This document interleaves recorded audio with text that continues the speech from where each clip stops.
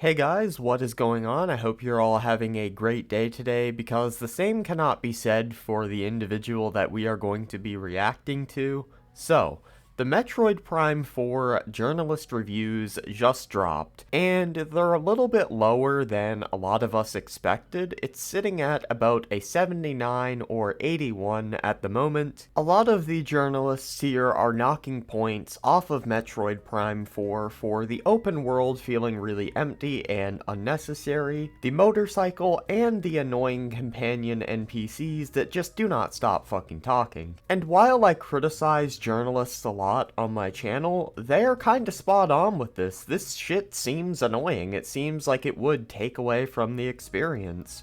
And our buddy over here, SwitchForce, is not too happy about this criticism, despite the gaming journalists still giving this game an 8 out of 10, which is a really good score. That just wasn't enough for our buddy SwitchForce, who uploaded this video right here. Metroid Prime 4 reviews are wrong. This game looks amazing, and as you can see by the like to dislike ratio on his video, people aren't taking this video very well.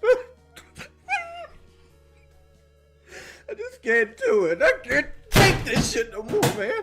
But what I decided that we could do today is just go ahead and hear SwitchForce out and see if he makes some valid points as to why all the reviewers are wrong. Keep in mind, the reviewers at the time of recording this video played the game, whereas SwitchForce did not because the game is not out yet. 97, 92, 90, 81? What's going on, everybody? It's Zach from SwitchForce. The reviews are in for Metroid Prime 4 Beyond, and they are definitely beyond what I expected, but is that actually a good thing? No. Lower review scores definitely are not a good thing. This just comes off as like the ultimate form of copium. The reason why this game has such a lower review score than other Metroid games is because the inclusion of the open world and the annoying NPC characters really do take away from the Metroid experience. Metroid games are famous for having to backtrack, and throwing in an open world is going to make that backtracking very tedious. Also, Metroid games are supposed to be you stranded alone on these worlds with your own thoughts, just taking in these worlds, and having NPC characters in your ear doing these stupid like Reddit dialogue quotes is going to take away from that. I'm here to let you know that the low review scores might actually be the secret sauce that actually makes this game one of the most incredible Switch games to date. Once again, this just comes off as ultimate cope. So let me dive into these reviews and why I think they're low, but what the low reviews hold that has me super hopeful for playing this game with you all. I'll be posting coverage tomorrow, so definitely check back on the channel for all of that. I'm still super excited for this game, let me tell you. Now, I think it's fine to still be excited for this game, despite the fact that journalists are pointing out huge issues with it. But to say that these reviews are wrong when they played the game and you didn't is kind of insane to me. No review could absolutely crumble all of the years of waiting, all of the years of hype, and all of the years of hope, right? We know that this game, Metroid Prime 4, started as a title card.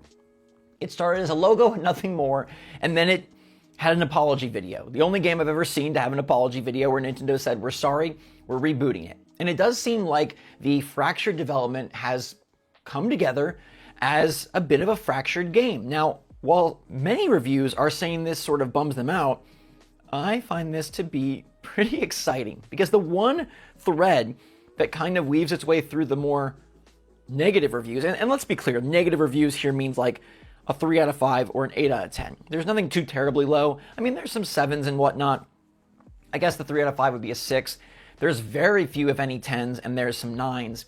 But what they say is that this feels more like a pre-Breath of the Wild 3D Zelda game than it does a Metroidvania. From the lens of a Zelda fan, you might really like that, and I think that's completely fine, but you have to understand they're probably picking out Metroid fans to review this game, and that's why they're giving it lower scores than you would. The last Metroid Prime game released back in 2007, so these people have been waiting almost 20 years for another Metroid Prime game. They probably don't want it to play like a Zelda game. To put into perspective how long ago it was since Metroid Prime 3 came out, I was fucking 4 years old. I am now 23. Can you imagine if I played through Metroid Prime 3 at 4 years old?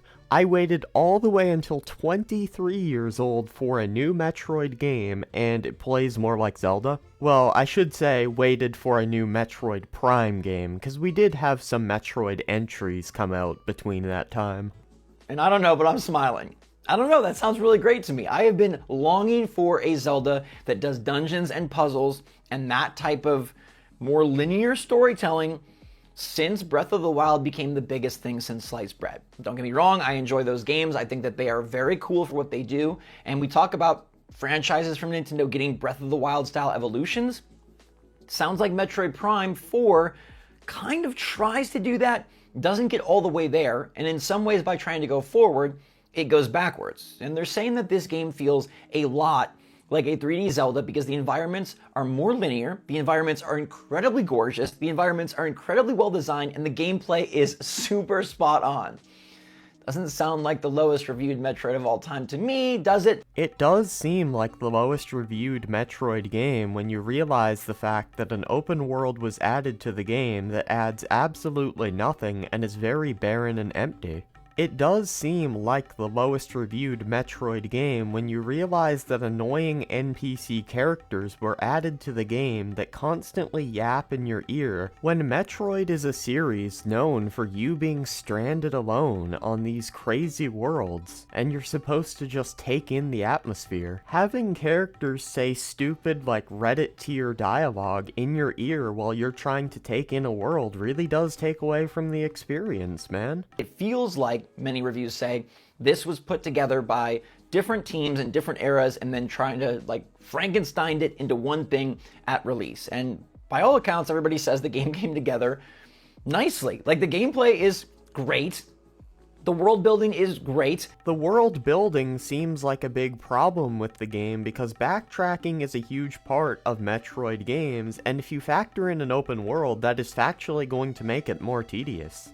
The graphics, the music, all of that is great. What they take issue with is a few specific things. Now, one of them I've already said is not going to bother me, and that is these annoying NPCs. Some reviews still point out, VGC in particular, that it's nauseating and mind-numbing how dumb Nintendo thinks you are by placing these NPCs in the game. And look, I'm not saying that I'm going to love Miles. I don't think he's a character that is necessary or something that I'm going to champion, but I do appreciate Nintendo trying to do voice acting, trying to do a bigger story, trying to do more non-playable characters that are at least trying to be interesting. Maybe they don't succeed, but they're trying to do something with VO. They're trying to do something with recognizing Samus. They're making the game feel a bit more AAA in that way. And in some ways, dumb NPCs is AAA, right?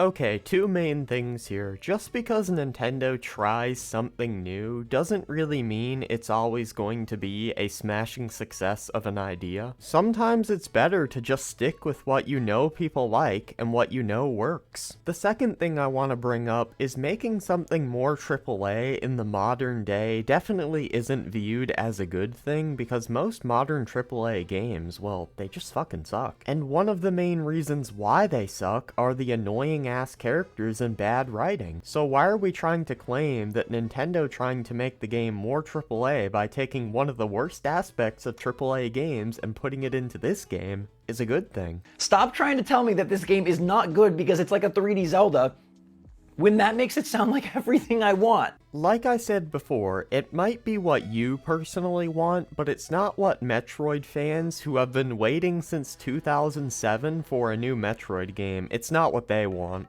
A 3D Zelda with amazing dungeons and great puzzles and upgrades that are meaningful within said dungeons, and a world that connects them more like a field than an open world that I have to navigate for 15 minutes and do a bunch of boring side quests. This sounds amazing. You call side quests boring, but I mean, you don't consider traversing a world that looks like this boring? And it does do that for some sites and some individuals. Nintendo Life gave it a 9, basically saying all of this comes together amazingly, and that's kind of where I fall. I think this sounds fantastic. Yes, is it missing out on a bit of that mood from Metroid Prime 1? Sure, it does have VO and it does have some annoying characters. But they're also saying it has a frozen over science lab that makes it feel like an FPS horror game, that it has a gorgeous factory where they build these motorcycles themselves, and it has all sorts of lore, of course, as you scan everything you see. Now, I do believe that this game is going to have great moments because the boss battles are being touted as some of the best. The enemies are being touted as grotesque and cool and different. So there are definitely elements of Metroid here. This definitely is not something that's like, oh my gosh, they stripped Metroid Prime of everything that makes it Metroid Prime. Yeah, that's why they gave the game an 8 out of 10 and a 7 out of 10 in a lot of these reviews instead of 2s and 3s out of 10s, because the game still does have a lot of cool aspects to it. I don't see people trying to claim this is like a pure pile of shit, like not worth playing, but I do see people saying that as Metroid fans, they're disappointed because it doesn't play like a Metroid game. I think it's really, for people that are giving it a lower score, the addition rather than the subtraction that is bothering them, right? They're adding these things that maybe they don't feel are part of the Metroid formula. It's not the fact that they're adding things that people don't feel are part of the Metroid formula. They're not part of the Metroid formula. But to me, that's Nintendo trying to take the franchise to a new place, trying to deliver something different after all these years, 18 years, and 8 years of development, trying to give us something cool.